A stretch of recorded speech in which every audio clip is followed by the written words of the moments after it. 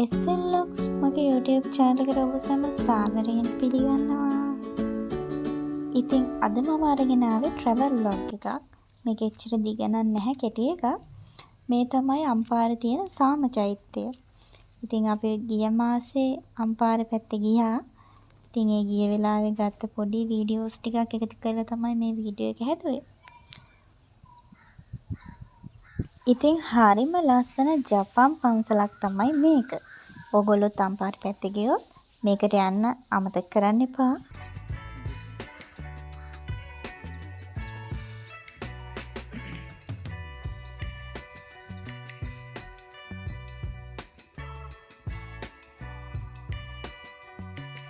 ඉතින් මේ පන්සලට එන හැම දෙනාටම මේ වගේ සීනි බෝල් ටිකක් දෙනවා.